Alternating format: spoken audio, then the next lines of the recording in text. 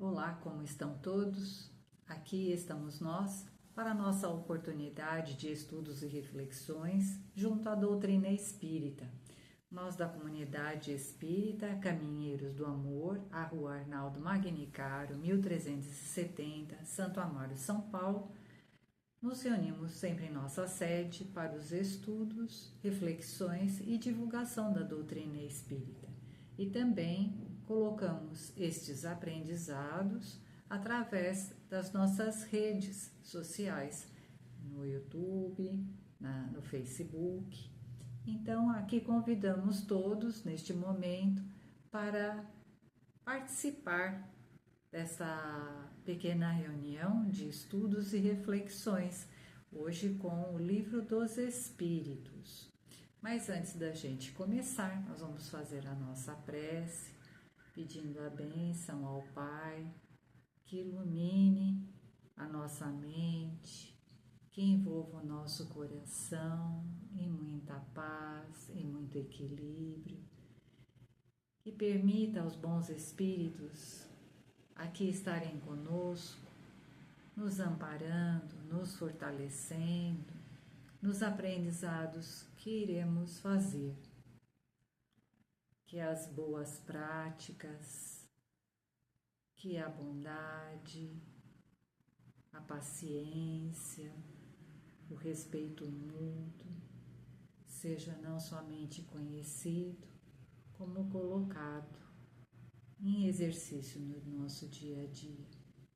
E assim, com a bênção de Deus, bênção de Jesus, vamos dando o início aos nossos estudos. Que a paz do Mestre Jesus envolva a todos nós. Muito bom, nós estamos aqui com o Livro dos Espíritos, nós estamos no livro 3º, no capítulo 10, que fala sobre a lei de liberdade. Então, a gente viu, né, que nessa lei de liberdade, que a gente aqui no nosso plano, nós espíritos encarnados aqui neste plano material, no planeta Terra de provas e expiações, nós não temos uma liberdade absoluta. Nós temos sim a liberdade de pensar, a liberdade de sentir, mas essa liberdade social de agir, de fazer, nós temos limites. Não é assim que a gente diz que a minha liberdade vai até onde começa a liberdade do meu irmão. Nós somos seres gregários, não vivemos sozinhos e, portanto, para poder bem viver, nós precisamos respeitar os direitos do nosso próximo, né? Então, nessa condição, a gente começou os estudos da lei de liberdade, que é uma das leis naturais ou divinas. E hoje a gente está entrando no item que vai falar sobre a escravidão, que são as perguntas 829 e 830. Mas antes da gente ir lá para as perguntinhas e ver com Kardec essas questões, nós lembramos que tem um livro muito bonito, que é um dos livros que compõem a codificação espírita, né? Ele foi editado após o desencarne de Kardec, é o Obras Póstumas. Mas ele é feito, né, com anotações do Kardec. Então, ele estava, antes de desencarnar, ele estava preparando esse livro. E aí ele deixou anotações. E a esposa dele, Amélie Boudet, e mais um amigo dele, se reuniram, né, e começaram a montar o livro. Então, nesse livro Obras Póstumas, numa parte que fala sobre fraternidade, igualdade e liberdade, a gente vai encontrar um pouquinho desse assunto que a gente está estudando hoje e vai dar condições da gente pensar um bocadinho, não é? Por que existe essa condição, né, da escravidão? Que a escravidão entre nós, ela tem várias formas, não é? A gente poderia até dizer da autoescravidão, quando a gente não se permite realizar determinadas coisas, não se permite crescer, né? Então, partindo de nós mesmos, a gente passa a não dar direito ou tirar o direito também do outro. Mas vamos ver aqui no Obras Póstumas esses 3 princípios importantes, né? Como eu disse, a fraternidade, a igualdade e a liberdade, para ver se a gente entende o que está acontecendo, né, com a nossa civilização. Sempre lembrar que nós partimos do pequeno e que através do tempo a gente está evoluindo, não é? Então, esses princípios todos, né, que norteiam o espírito, as virtudes, a moral, eles vão se desenvolvendo ao longo da nossa jornada espiritual. Mas vamos ver aqui então, né, com a condição aqui do Obras Póstumas. Então ele diz assim pra gente, começando pela fraternidade. A fraternidade, na rigorosa acepção da palavra, resume todos os deveres dos homens relativamente uns aos outros.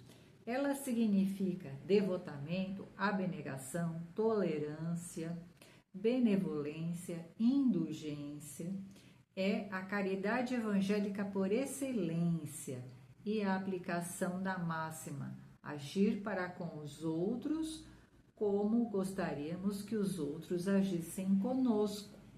Isso nos lembra quem? Nos lembra o Mestre Jesus, não é? Ele entre nós, sem dúvida, é o nosso modelo, é o nosso guia. Quando ele trouxe para nós todos os seus exemplos, todas as suas lições, ele estava ali já a iniciar esses conceitos de fraternidade, igualdade e liberdade. Quando ele fala Pai Nosso, ele está unindo a todos nós numa mesma família, a fraternidade, não é mesmo? Porém, como somos esse ser ainda num processo de aperfeiçoamento, ou seja, ainda imperfeitos, nós guardamos em nós ainda o egoísmo, que é a contrapartida da fraternidade. Então, a fraternidade diz assim, cada um por todos e todos por um, ou seja, todos a trabalhar por todos. O egoísmo diz, cada um por si, não é? Ora, sendo o egoísmo a praga dominante da sociedade, enquanto ele reinar dominador, o reino da verdadeira fraternidade será impossível. Cada um quererá da fraternidade em seu proveito, mas não a quererá para fazê-la em proveito dos outros. Bom, considerada do ponto de vista de sua importância para a realização da felicidade social, a fraternidade está em primeira linha, então ela está no topo, né, da condição necessária para a felicidade. E sem ela não poderia existir nem igualdade, nem liberdade sérias. A igualdade decorre da fraternidade e a liberdade é a consequência das outras duas. Por isso que eu quis trazer esse tema aqui para a gente entender, não é? Como é que as coisas têm que evoluir. Então, o conceito e a prática da fraternidade, depois a da igualdade, para depois termos a questão da liberdade resolvida. Mas vamos aqui acompanhar, então, o nosso livro Obras Póstumas. Aí ele vai mais à frente. Tratar alguém como irmão é tratá-lo de igual para igual. É querer-lhe o que desejaria para si mesmo, num povo de irmãos. A igualdade será a consequência de seus sentimentos, de sua maneira de agir e se estabelecerá por força das coisas. Assim, quando todos somos irmãos, um quer para o outro o que deseja para si. É a igualdade estabelecida. Ela é consequência óbvia da fraternidade, a igualdade. E aí ele vai perguntar o seguinte: mas quem é o inimigo da igualdade mesmo? O orgulho. O orgulho que por toda parte quer primar e dominar, que vive de privilégios e de exceções. Ora, sendo orgulho ele também uma das pragas da sociedade, enquanto não for destruído, oporá uma barreira à verdadeira igualdade. Mais para frente, continuando. A liberdade, dissemos, é filha da fraternidade e da igualdade. Falamos da liberdade legal e não da liberdade natural, que, como falamos, é um direito, o direito de pensar, de sentir, de existir. Estamos falando aqui da liberdade social. Então, continuando, né? Estamos aqui a falar dessa liberdade social. Vivendo os homens como irmãos, com os direitos iguais, animados de um sentimento de benevolência recíproco, que é o caminhar, né? Fraternidade, igualdade, vamos imaginar assim, estão todos caminhando, uns de mão dadas com outros, todos se ajudando. Então, caminhando nesse sentido da benevolência recíproca, praticarão entre si a justiça. Não procurarão nunca se fazerem mal e não terão, consequentemente, nada a temer uns dos outros. A liberdade será sem prejuízo ou sem perigo, porque ninguém pensará em abusar dela para com seus semelhantes. Mas como o egoísmo, que quer tudo para si, o orgulho, que quer sempre dominar, dariam a mão à liberdade que os destronaria. Os inimigos da liberdade são, pois, ao mesmo tempo, o egoísmo e o orgulho, como são também da igualdade e da fraternidade. A liberdade supõe confiança mútua. Ora, não pode haver confiança entre pessoas movidas pelo sentimento exclusivo da personalidade. Eu primeiro, eu que tenho razão, eu que mando, eu que sei. Não podendo se satisfazer senão à expensa de outros, sem cessar, estão em guarda uns com os outros, sempre com medo de perder o que chamam seus direitos. A dominação é a condição mesma de sua existência, por isso armarão sempre ciladas à liberdade e abafarão tanto tempo quanto puderem os orgulhosos e os egoístas. Esses três princípios, fraternidade, igualdade e liberdade, são, pois, como dissemos, solidários uns com os outros e se servem mutuamente de apoio, e sem sua reunião o edifício social não pode estar completo. Então nós estamos, lentamente, porque é assim mesmo, vai devagarinho, nós estamos caminhando para essa condição de desenvolvimento. Então há sim que buscar Jesus na condição do seu evangelho, do seu exemplo, de todas as lições que ele trouxe para o entendimento da fraternidade, da irmandade, do praticar o amor, do praticar a caridade, de fazer bem ao outro, do respeito ao outro, da condição de dar ao outro aquilo que deseja para si mesmo. Esse é o ponto que a gente precisa resolver, para a gente poder seguir em frente. Mas vamos nós aqui em diante, lá para as questões agora com o Kardec do Livro dos Espíritos. A gente pegou aqui uma base para a gente poder agora trabalhar com o Kardec. Vamos ver aqui. Então, é o item 2 desse capítulo 10, escravidão. O Kardec pergunta lá para o plano espiritual: há homens naturalmente destinados a ser propriedade de outros homens? Resposta do plano espiritual: toda sujeição absoluta de um homem a outro é contrária à lei de Deus. A escravidão é um abuso da força e desaparecerá com o progresso, como pouco a pouco desaparecerão todos os abusos, muitas coisas já deixaram de existir, né? Muitos males, muitos costumes primitivos da barbárie foram desaparecendo com o tempo. Assim também a escravidão, que ainda existe em algumas sociedades, né? Em alguns povos. Completa Kardec. A lei humana que estabelece a escravidão é uma lei contra a natureza, pois assemelha o homem ao bruto e o degrada moral e fisicamente. Não é? Então, essa é uma lei humana, né? Não é uma lei divina, a lei da escravidão. Aí, outra perguntinha que o Kardec fez para a espiritualidade. Quando a escravidão pertence aos costumes de um povo, são repreensíveis os que a praticam, nada mais fazendo do que seguir um uso que lhes parece natural, ou seja, tendo como se uma lei social a escravidão, quem a pratica está desculpado do mal que faz, porque ele está seguindo essa convenção?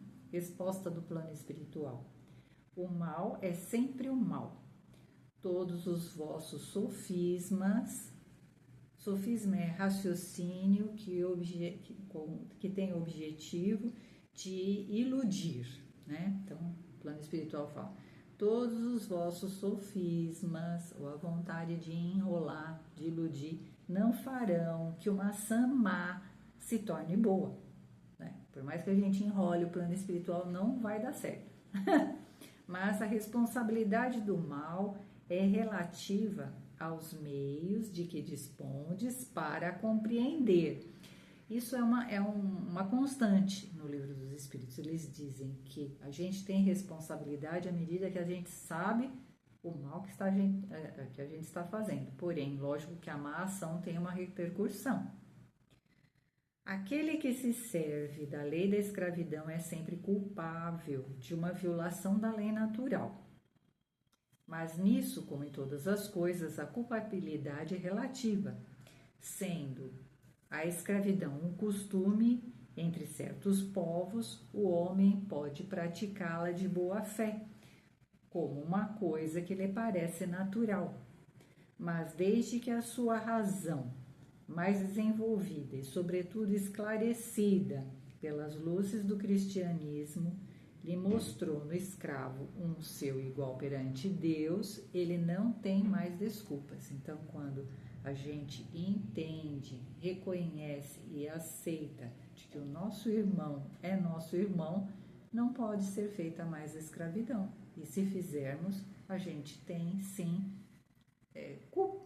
culpa ou assim, estamos sendo, nós vamos ser trabalhados pela lei divina, né? A lei de causa e efeito. Então, a gente está maltratando alguém, está infringindo a lei de Deus, é óbvio que a gente vai ter que ser, né, corrigido dentro dessa condição que praticamos. E aí, a gente tem o seguinte, na Gênese, tem uma coisa bastante interessante, não é? Porque a gente aqui falando a respeito de escravidão, né? De um querer ser mais que o outro, de exigir do outro, né? Um trabalho insano que leve a pessoa, né? A ter problemas físicos. Então, como é que vai funcionar isso, né? Na jornada do espírito. Então, aqui na Gênese, no capítulo 1, é o item 36, diz assim: com a reencarnação desaparecem os preconceitos de raça e de casta, já que o mesmo espírito pode renascer rico ou pobre, não é? Grande senhor ou proletário, mestre ou subordinado, livre ou escravo, homem ou mulher. Porque a reencarnação é assim, ela vai dando oportunidades para nós. O espírito, ele vai tendo provas, né? Uma hora é assim, outra hora é assado. Ele não está sempre, né? Sendo a última bolacha ou a primeira bolacha do pacote. Não, ele vai vir em todas as situações para ele fazer o aprendizado dele. De todos os argumentos invocados contra a injustiça da servidão e da escravatura, contra a sujeição da mulher à lei do mais forte, não existe nenhum que supere em lógica o fato material da reencarnação.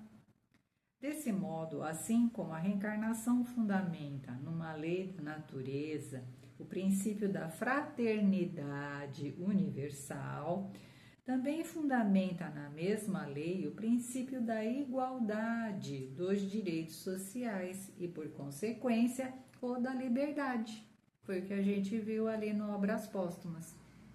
Então, a reencarnação, ela fideliza esses princípios da fraternidade, da igualdade e da liberdade, porque pelo sim ou pelo não, pelo mais tempo ou menos tempo, a gente vai aprender, né? Pelas próprias experiências, pela dor, a gente vai aprender a respeitar uns aos outros. Somente pelo corpo os homens nascem inferiores e subordinados, pelos espíritos são iguais e livres. Daí o dever de tratar os inferiores com bondade, benevolência e humanidade, porque aquele que é nosso subordinado hoje pode ter sido nosso igual ou nosso superior, talvez um parente ou um amigo, e porque nós mesmos podemos chegar a ser subordinados daqueles que comandamos. Né? Uma vez da caça, outra do caçador. É assim, né? A lei da reencarnação dá oportunidade para a gente passar por tudo, né? E dentro dessa condição bacana aqui, que a gente viu da reencarnação, nós encontramos num livro bastante interessante, chama-se Instruções Psicofônicas. Esse livro, ele foi feito da seguinte forma, ele foi feito não pela psicografia do Chico, mas pela psicofonia do Chico, não é? Então, o Chico recebia as mensagens, falava, né, as mensagens, e as mensagens eram gravadas. Posteriormente, essas mensagens, então, foram sendo coletadas, escritas e formaram esse livro, Instruções Psicofônicas. E são vários autores, são vários espíritos que trazem suas mensagens. E é muito bacana, porque aqui a gente achou uma mensagem de um espírito, não é? Que trouxe o seu depoimento numa casa espírita chamada Grupo Meimei, numa cidade lá de Pedro Leopoldo, em Minas Gerais, não é? E essa mensagem, ela fala exatamente tudo que a gente está vendo aqui. Ela vai falar, né, sobre a condição da reencarnação, ela vai falar da escravidão, é um depoimento, né, de um irmão que participou bem daquela época da escravatura aqui no Brasil. Então, nós vamos ver aqui com essa história, né? Esse irmão, ele acontece o seguinte, né? Ele, pela misericórdia divina, no plano espiritual, depois de tanto sofrimento que ele passou, ele é trazido para essa casa espírita, o Grupo Meimei, e ele é trazido para dar esse depoimento no dia 13 de maio de 1954. É a data desse depoimento, né? A psicofonia do Chico. Isso tem 66 anos após a abolição, porque não sei se vocês lembram, a abolição foi 13 de maio de 1888, não é? Então, essa data aqui do depoimento dele faz mesmo uma marca, né? Quase que um aniversário de 66 anos da data da abolição. E ele vem para dar realmente, né, o seu depoimento, a sua vida, né, e o seu sofrer. Então, ele conta que há precisamente 66 anos eram declarados livres todos os escravos no território brasileiro. E talvez assim, comemorando o acontecimento, determina os instrutores espirituais da casa que vos fale algo de minha história, de minha escura história, porquanto, em seus últimos lances, ela se encontra, de certo modo, associada à obra espiritual do vosso grupo, que é essa Casa Meimei, lá em Pedro Leopoldo. E ele se intitula, ele se dá o nome de JP. Então ele fala, né? Eu sou JP, né? Esse foi o meu nome, eu vivi lá nos idos do tempo da escravatura, né? Em Vassouras, que é uma cidade do Rio de Janeiro. E essa cidade é considerada a cidade dos Barões do Café. E ele então resume o caso dele, né? Ele fala que naquele tempo houve uma reunião em março de 1888 lá na cidade de Vassouras, e ele era um fazendeiro, um rico fazendeiro. E nessa reunião, seja, né, foi em março de 1888 e a abolição foi em maio, ao poucos meses antes, né, da abolição, essa reunião. E essa reunião tinha esse objetivo de realmente reunir todos os fazendeiros da cidade, porque era uma cidade, né, que tinha muitas fazendas de café. Então a reunião era para realmente deixar todo mundo em linha com aquele processo que já vinha acontecendo, né, para acontecer mesmo a abolição da escravatura. E aí nessa reunião a maior parte estava de acordo, né, com a abolição, só que ele e um pequeno grupo não estavam, e ficaram assim bem reticentes. Ele se descontrolou, falou agressivamente com todos que ele não concordava, que para ele o escravo tinha nascido para trabalhar com plantação, com a roça, e assim devia ser, né? E ele se retirou da reunião, né? E foi para a fazenda. E aí na fazenda, ele muito contrariado, ficou sabendo que um dos seus escravos, que ele gostava muito, e até tinha certa afinidade, tinha já passado a notícia, né, que vinha de boca em boca, para o resto dos escravos da fazenda. E ele ficou muito bravo mesmo, porque ele considerava muito esse escravo, porque era quase que um irmão de companhia para ele. Ele tinha até mesmo um apego emocional por esse servo, né? Mas ele ficou tão bravo, tão deslocado, porque ele já estava vindo da reunião dele lá, né? E ele, em altas horas da noite, manda chamar, esse servo chamava Ricardo, que era um escravo, ele manda levar para o Pelourinho e manda dar uma porção de chibatadas e vai presenciar, né, o sacrifício do escravo. E assim, depois de muito sofrimento, ele ainda manda trucidar os pés e as mãos daquele escravo, né? E antes de morrer na aflição, aquele escravo se aproxima dele, porque é liberto, né, das algemas, estava quase à morte.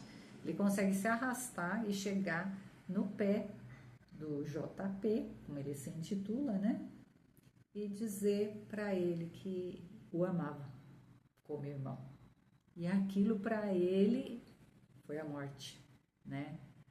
Ele conta, né? Esse espírito conta que para ele foi assim um momento fulminante, né? Da consciência dele. Ele fala que se tivessem 1000 pelourinhos todos em brasa, ele preferia estar preso a todos do que ter ouvido aquilo daquele irmão que ele gostava tanto e que ele tinha feito tanto mal naquele momento de cólera. Gente, é de doer o coração, né? Ler essa história aqui. Bom, aí o tempo passa, ele também desencarna, veio a abolição, ele teve, né?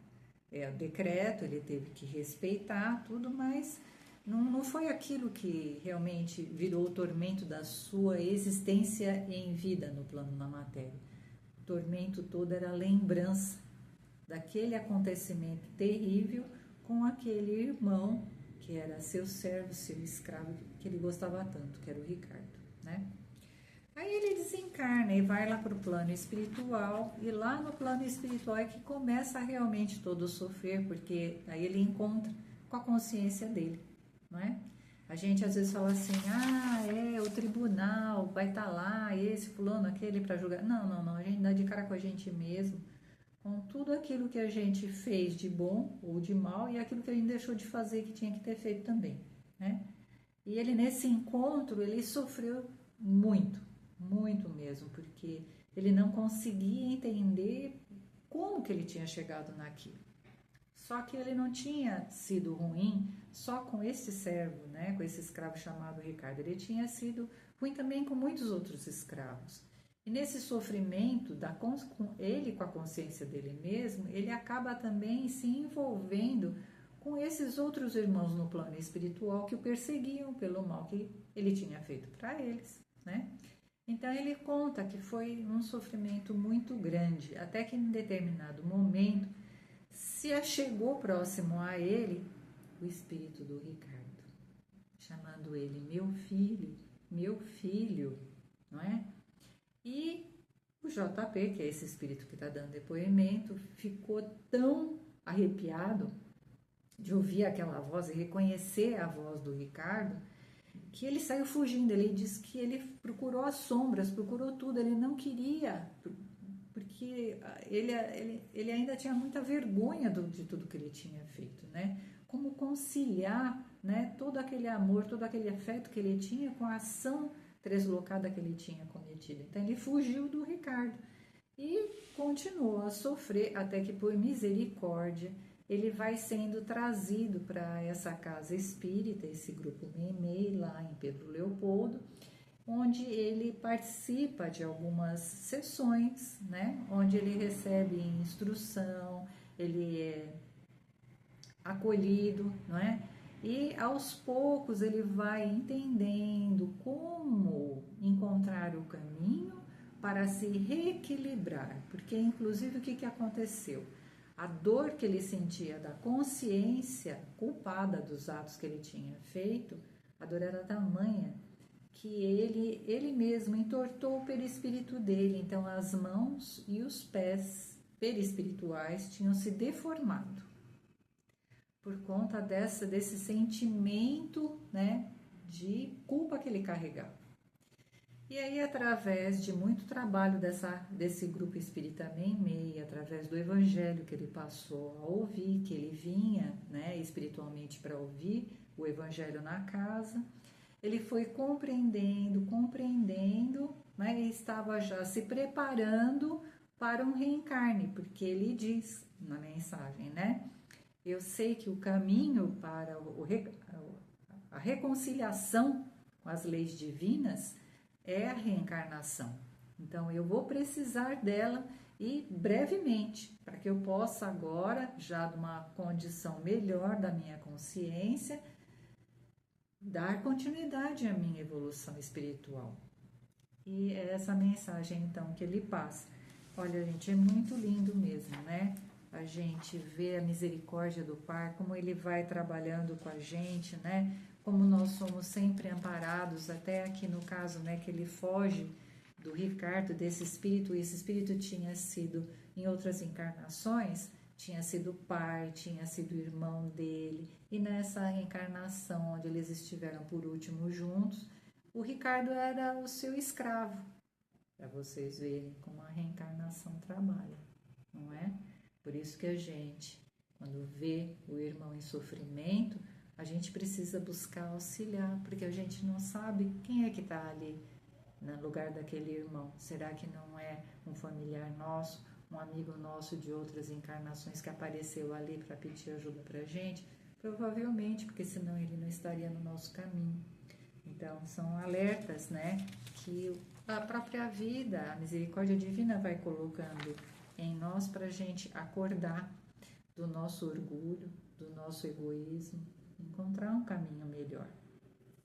E aí a gente achou uma poesia linda do José do Patrocínio. José do Patrocínio foi um cara muito bacana, né, que viveu nessa época aí. Ele é de 1853 e desencarnou em 1905, ou seja, ele participou do movimento abolicionista, ele era um abolicionista mesmo. Ele tinha muitas capacidades. Ele era farmacêutico, jornalista, romancista, político, membro fundador da Academia Brasileira de Letras, uma das figuras máximas da campanha do abolicionista. Ele era negro, né? Então, quem quiser conhecer um pouquinho sobre o José do Patrocínio, vai buscar. E esse poema que a gente achou está num livro muito bonitinho do Chico, que é o primeiro livro, né, editado, que é Parnaso de Além Túmulo. Esse é o primeiro livrinho do Chico, né, das psicografias. E são vários espíritos que participam desse livrinho, e um deles é o José do Patrocínio. E aí ele trouxe, né, um poeminha que fala assim: Nova abolição. Prossegue a escravidão implacável e crua, não mais a senzala hostil, escura e desumana. A incompreensão do amor, no entanto, continua, em domínio cruel de que a terra se orgulha. Mas a luz do Senhor não teme nem recua. Na ansiedade e na dor, sublime se realça, e das graças do templo aos sarcasmos da rua, constrói a liberdade augusta e soberana. Irmãos do meu Brasil, encantado e divino, do Amazonas ao Prata, ergue-se a Deus um hino, que eleva no Evangelho a grandeza de um povo. Enfraqueçamos ao mal, combatendo a descrença, descortinando além da noite densa, a alvorada feliz de um mundo livre e novo. Gente, olha, só coisas lindas. Consegui também aqui uma lista de dicas de leitura sobre o assunto. Livro Brasil, Coração do Mundo, Pátria do Evangelho, tem vários capítulos que falam sobre a escravidão no Brasil. Livro Nosso Lar tem um caso interessante de uma conversa do André Luiz com uma senhorinha, ex-proprietária de escravos, lá no plano espiritual. Temos as questões 273, 684 e 807 do Livro dos Espíritos. Então, quem quiser continuar os estudos, continua, porque é só coisa bacana. E aqui a gente vai lembrando, finalmente, de Jesus novamente, porque a gente começou com ele e acaba com ele, quando ele fala, né? Vinde a mim, todos vós que sofreis, o meu jugo é leve, não é? Então, ele convida a gente a estar com ele. Ele nos alivia, mas nos traz como condição a observação da sua lei. Então, a prática do amor e da caridade. Que assim seja, graças a Deus, graças a Jesus.